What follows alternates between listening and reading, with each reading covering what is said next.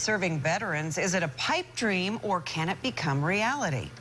Well, as the president-elect vets those who wish to join his administration, some veterans groups and members of Congress are getting behind a former Navy commander to become the new Secretary of the VA. Yeah, John Wells is now an attorney who battles the VA in court on behalf of veterans.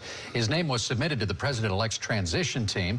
Target A senior investigator Steve Andrews had a chance to grill him just a bit about the issues the VA is facing. Just curious, how did he do? I think he did okay. Actually, I asked him a lot of questions about some of the issues that we've been covering here at News Channel 8. He says it's time for a culture change at the VA, and he wants to drain from the swamp employees who don't put veterans first. The 700,000 Marines, family members, and employees of Camp Lejeune, exposed for decades to contaminated water, might welcome John Wells as a new VA secretary. If you look at the Camp Lejeune situation, they've actually granted coverage for, I think, 8 different diseases or disabilities. And in fact, it should be about 25.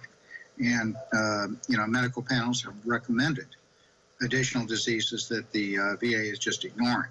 He would also expand Agent Orange benefits. Getting coverage for the Blue Water Navy folks, for people that are other victims of Agent Orange, such as Guam, Thailand, Laos, Cambodia, other places, the burn pits. While struggling with the VA over Agent Orange benefits, Rod McKelvin of Clearwater found he was 12,717 on an appeals list.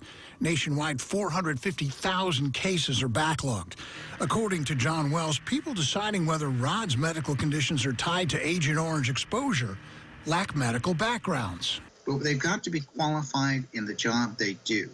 Something else that needs to change, policies and regulations that conflict with one another and confuse employees. I'm an attorney and been an attorney for a long time doing veterans and military law. I read some of that Code of Federal Regulations and I don't understand it. That's why we need to do a complete baseline review of it. Kevin Addis of Sebring asked the VA to change his marital status, a fix that should have taken one day, dragged on at the VA for 9 years. Serve the veterans. That's the whole basis of what the VA was supposed to be doing. And somewhere along the line, they lost sight of that.